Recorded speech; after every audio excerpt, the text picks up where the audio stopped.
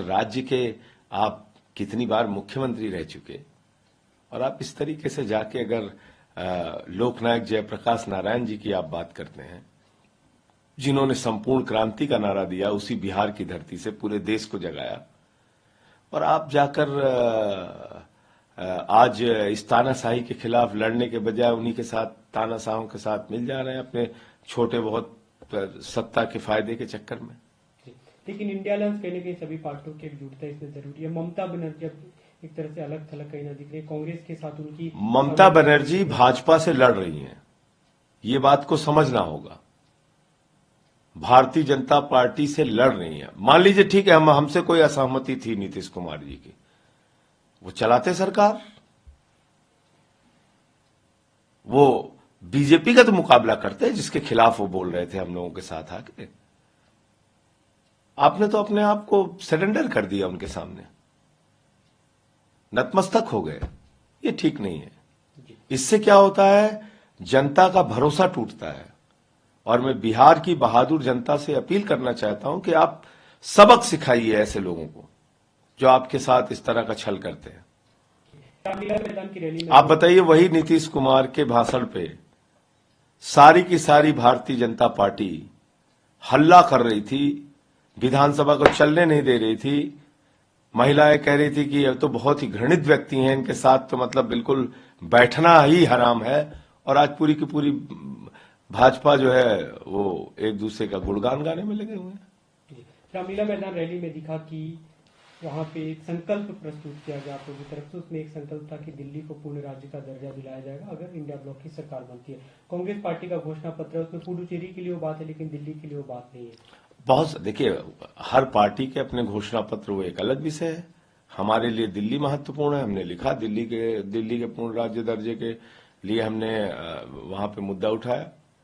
और जब इंडिया गठबंधन का कोई एक कॉमन अगर कोई घोषणा पत्र होगा तो उसमें हम कुछ बिंदुओं को अपनी तरफ से भी शामिल कराएंगे। आप लोग क्योंकि चुनाव के दौर में है, चुनाव शुरू होने वाले हैं, आपको लगता है कि साझा घोषणा पत्र होना बिल्कुल होना चाहिए। कम से कम लोगों के बीच में ये तो संदेश जाना चाहिए कि भाई अगर इंडिया गठबंधन की सरकार बनती है तो 5, 6, 10, 15, 20 कौन से ऐसे मुद्दे हैं जिसका समाधान ये सरकार करेगी। इतनी बात तो जनता के बीच में जरूर जानी चाहिए। साझा रणनीति के तहत भी चुनाव लड़ा जाना चाहिए। बिल्कुल, जहां पे इंडिया गठबंधन का प्रत्याशी है वहां सारे दल इंडिया गठबंधन के मिलकर उसको जिताएं। दिल्ली में आपको क्या इसकी कमी दिखती है, क्योंकि कांग्रेस की तरफ से 3 कांग्रेस के कैंडिडेट ही अभी नहीं आए तो जाहिर सी बात है कि हम किसके लिए प्रचार करने जाएं, ये समस्या है अभी फिलहाल। आप लोग की क्या कोई बातचीत हो रही कांग्रेस पार्टी से? मैं तो अभी 2-3 दिन से आया हूं तो पार्टी के काम में ही हूं। जैसी ही बात होगी तो जरूर इस बात को कहेंगे। कैंडिडेट अब डिक्लेयर होने से क्या है कि प्रचार को भी तेज करने में आसानी होगी, वरना समय कम मिलेगा। जी, आजकल आप एक बात कहते हैं, आपने जब पार्टी कार्यालय में सबसे पहले अपने भाषण दिया उसमें भी ये बात कही थी कि प्रधानमंत्री मोदी के खिलाफ एक मुकदमा पश्चिम बंगाल में दर्ज हो सकता है, झारखंड में हो सकता है। तो क्या ये कहीं ना कहीं बदले की बात है कि अगर आप कहाँ बदले की बात है, कहाँ की बदले की बात है? एकदम नहीं है। मैंने कहा कि कानून में, कानून क्या कहता है? आप जब आप क्या कहते हैं, कानून में मुख्यमंत्री को कोई छूट नहीं है। अगर उसके खिलाफ कोई एफआईआर हो गई तो उसकी गिरफ्तारी होनी चाहिए, यही तो कहती है बीजेपी। तो कानून में मैंने कहा प्रधानमंत्री को भी छूट नहीं है। तो कल को अगर यह सिलसिला शुरू हो गया और 4-5 फर्जी मुकदमे अलग अलग विपक्षी राज्यों में लिख दिए गए तो क्या प्रधानमंत्री जी जांच में सहयोग करने के नाम पर उन राज्यों के थानों में पूछताछ के लिए जाएंगे? मैंने यह बात कहा।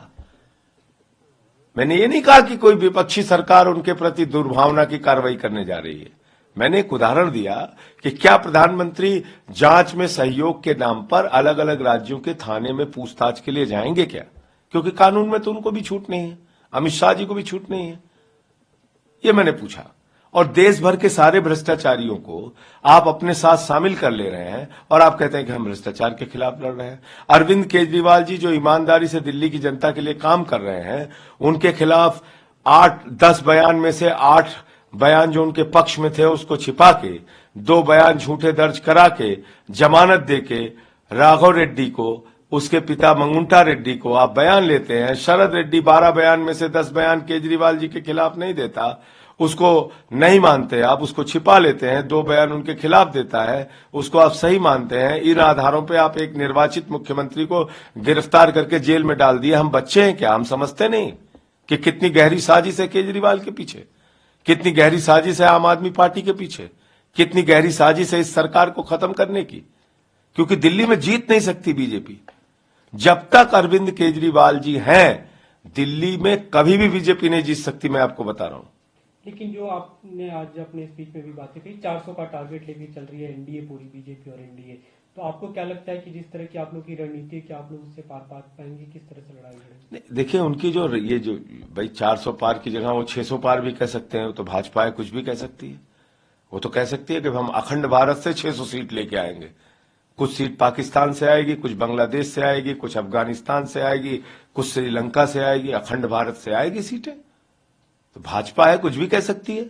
लेकिन मैंने उदाहरण दिया आज कि जब भी इन्होंने आर पार किया, जो नारे थे और जो वास्तविकता थी बिल्कुल भिन्न थी। मैंने ये बताने का काम किया।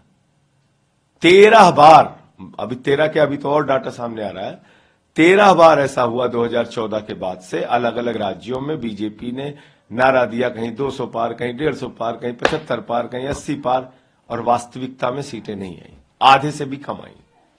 कई जगह तो बिल्कुल फ्लॉप रहे। मैंने वो कहा कि ये 400 पार का नारा फ्लॉप होगा। 400 पार अगर मोदी जी वास्तव में कर रहे होते, या उनको अगर सिंपल मेजोरिटी की भी उम्मीद होती, तो कोई भी राजनेता 2 मुख्यमंत्रियों को गिरफ्तार करके जेल में नहीं डालता। कांग्रेस पार्टी जो मुख्य विपक्षी पार्टी, उसका खाता सीज नहीं करता। कांग्रेस पार्टी का खाता सीज किया प्रधानमंत्री जी ने। तो आप अगर ऐसा चाहते हैं कि सारे पहलवानों को पकड़ के आप जेल में डाल दो और अकेले या अखाड़े में कूदते रहो, कहोगे भैया हम जीत गए, हम जीत गए, हम जीत गए, तो ये क्या जीतना हुआ? एक अंतिम सवाल है, आज उपवास कार्यक्रम में जो हमने सभी वक्ताओं को सुना, कट था नहीं आ पाया, कौन सा दूसरा सवाल? ठीक है जी। अभी जो हमने एक तरह से आपके उपवास कार्यक्रम में सुना, कई लोगों ने बातें कही कि 2029 का टारगेट लेके आम आदमी पार्टी चल रही थी कि केंद्र की सत्ता के लिए या राष्ट्रीय स्तर के लिए, लेकिन 2024 में मोदी जी ने अरविंद केजरीवाल को राष्ट्रीय स्तर का नेता बना दिया, राष्ट्र भर में इस तरह से उनकी बात हो रही है। तो क्या अरविंद केजरीवाल के बाहर आने के बाद आम आदमी पार्टी राष्ट्रीय स्तर पर अपना कैंपेन? हमारी पार्टी तो राष्ट्रीय है। अभी हम इंडिया गठबंधन में 23 सीटों पर लड़ रहे हैं। पार्टी हमारी राष्ट्रीय है। कोई भी दल अपने संगठन